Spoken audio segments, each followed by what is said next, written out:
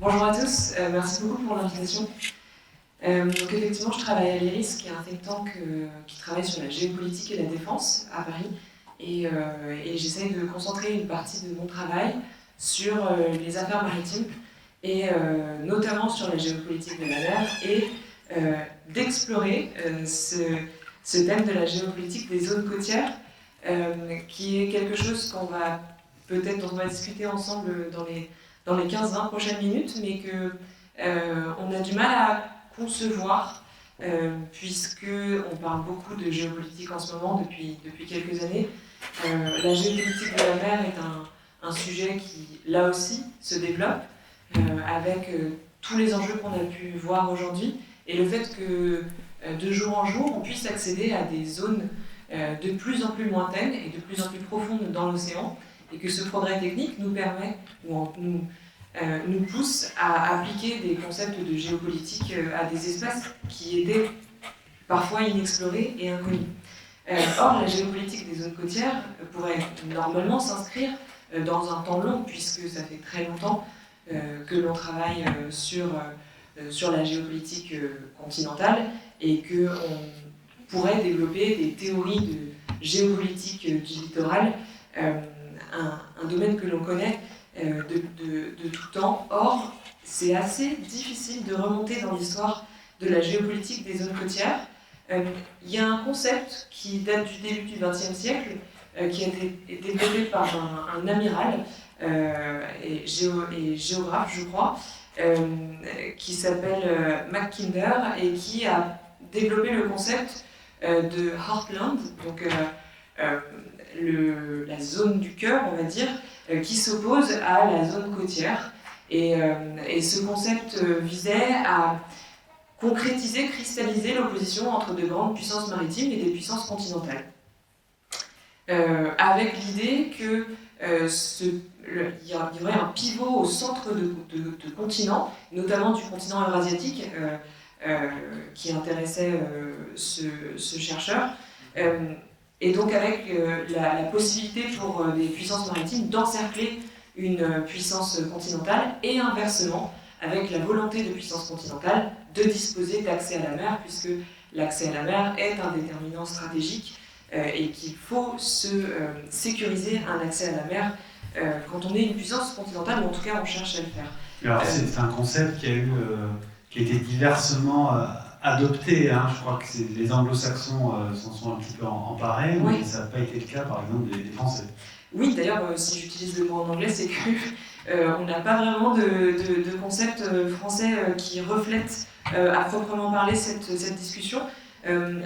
Donc Mackinder était anglais, britannique. Une autre théorie va y faire suite, c'est celle de Spikeman, donc, qui est américain, 40 ans plus tard, et qui lui parle de Rimland. Alors c'est la zone du rivage, en fait. Et l'idée de cette zone du rivage, c'est qu'elle constitue une zone clé dans la géopolitique, puisque les deux grandes natures de puissance vont s'y confronter pour encercler ou pour libérer, au contraire, l'un ou l'autre. Et là encore, ce sont donc deux grandes écoles anglo-saxonnes qui s'y intéressent. Les Français s'y intéressent moins, peut-être parce qu'on est tiraillé, et là je pose une question aussi à l'auditoire, mais on est tiraillé entre une nature de puissance maritime en France ou une nature de puissance continentale. Et donc plutôt que d'essayer de développer des théories sur ce sujet, on a préféré l'ignorer, ou en tout cas c'est resté principalement anglo-saxon. Je trouvais ça intéressant aussi le concept tout à l'heure qui a été évoqué par Théophile de rétro-littoral, parce que c'est un mot français déjà, merci. En fait on parle beaucoup dans les sciences de la gestion, notamment quand on étudie les ports et la circulation, de hinterland, donc, qui est là aussi un mot qui n'est pas utilisé, qui n'a pas d'équivalent en français tel quel, et qui désigne le fait de tout ce qui suit le littoral à l'intérieur des terres, et comment on articule ce qui se trouve sur le littoral et ce qui se trouve à l'intérieur des terres. Donc tout ça, c'était pour un peu vous montrer que la géopolitique des zones côtières, c'est un sujet à défricher, je dirais, qui n'est pas encore tout à fait structuré. Or, on le voit aujourd'hui, on l'a vu à travers toutes les présentations de la journée, un pays riverain, un pays avec un accès à la mer, mais aussi un pays aujourd'hui doté de zones sous sa juridiction et sous sa souveraineté, c'est un acteur clé de la géopolitique mondiale, et notamment de la géopolitique de la mer. Et on a parlé notamment de l'Arctique. Les pays riverains de la zone arctique ont des droits dans cette zone qui sont tout à fait spécifiques, et donc il y a tout un enjeu aussi d'être défini comme un pays riverain à un océan ou à une mer, ou un pays qui a des intérêts dans cet océan et dans ces mers. Et donc là aussi, la géopolitique des zones côtières, elle peut être très terre-à-terre, sans mauvais jeu de mots, en revenant sur le fait très simple qu'un rivage, c'est un accès à la mer, mais c'est aussi un accès à des droits sur les mers qui y sont associés. Et alors, cette importance des zones côtières, elle prend un sens un peu particulier dans le contexte de la mondialisation, peut-être aussi. Oui. Et on l'a aussi abordé aujourd'hui. Le littoral est une zone clé de la mondialisation, d'une part parce que aujourd'hui, les littoraux sont les zones peuplées. Donc, quand on parle de géopolitique et quand on parle de géopolitique de la mer, en fait, on parle des littoraux. Il y a plusieurs chiffres qui sont mentionnés, mais je crois que l'un d'entre eux, c'est qu'environ une moitié de l'humanité vit à peu près 100 km des côtes, et ça va aller en augmentant. Aujourd'hui, il y a une très forte urbanisation des zones côtières. Donc, d'une part, c'est un espace peuplé, c'est un espace économiquement crucial, parce que ça relie au reste du monde. La connectivité, donc la mondialisation, passe par la mer, par le transport maritime, par les câbles sous-marins. Les zones d'atterrissement des câbles sous-marins sont des zones stratégiques qui se situent sur les littoraux. Les grands ports, souvent parfois les aéroports, des grandes villes, des grandes métropoles, et puis ça a aussi été mentionné, des structures ou des infrastructures énergétiques, avec certaines centrales qui ont besoin d'un accès à l'eau assez massif, des infrastructures en développement en termes d'énergie avec toutes les énergies marines renouvelables, la pêche, l'aquaculture qui se développe également de manière très importante, le tourisme, et puis cet élan vers l'économie bleue qui ne va faire qu'augmenter cette tendance à centraliser le littoral dans l'économie mondiale. Alors pour mieux penser, pour penser différemment, de façon plus complète, la géopolitique des zones côtières, du littoral, il faudrait presque changer de lunettes, changer de point de vue, parce que le littoral est vu aujourd'hui comme un bord, et demain, enfin dès aujourd'hui, il faudrait plutôt le voir comme le centre d'autre chose. Oui, ça rebondit exactement sur ce que je disais. Effectivement, en fait, aujourd'hui, soit on envisage la Terre, la partie terrestre, et d'ailleurs les cartes sont souvent assez rares, sur le littoral spécifiquement, elles sont assez rares. Donc souvent on va avoir une carte des infrastructures terrestres ou des grands lieux politiques terrestres avec le littoral comme un bord de mer, comme une périphérie. Et puis, si on s'intéresse à la mer, le littoral est là aussi une périphérie. Et d'ailleurs, ça a été le cas de la carte que Jean-Pierre Guétuseau a présentée tout à l'heure. En fait, on voit l'océan global, mais là aussi, quand on s'intéresse à l'océan global, on va avoir une périphérie, une marge qui est le littoral et qui est pourtant structurelle, cette marge dans la façon dont on appréhende la mer, dont on se projette en mer, puisque nous sommes des animaux terrestres et que malgré nos capacités de navigation, on reste terrestre avant tout, donc on va se projeter en mer à partir du littoral. Donc il y a toute cette question aussi qui était posée notamment par l'intervenante précédente sur le naturel par rapport aux limites qu'on pose, puisqu'il y avait donc, le droit versus la nature. Aujourd'hui, le littoral, c'est une zone qui bouge en permanence. Alors, on parle souvent de l'océan comme d'une zone en constant mouvement et sur laquelle il est un peu délicat d'apposer des limites. On parle de territorialisation, donc des limites fixes que nous, en humains, on aime bien poser sur la planète Terre. Mais on fait à peu près la même chose sur le littoral, puisqu'on a là aussi un espace qui est mouvant, sans même parler du changement climatique, il est mouvant par nature. Et il va, cette érosion, cette modification, elle va continuer. Mettre une grille comme ça fixe sur un sujet mouvant, c'est forcément par définition problématique. Le sujet Alors ça va d'avant. forcément amener des grandes questions, en tout cas. Ça va amener à la fois des questions en termes de géopolitique, puisque on va vivre le littoral de manière différente. Ça amène aussi des questions de droit.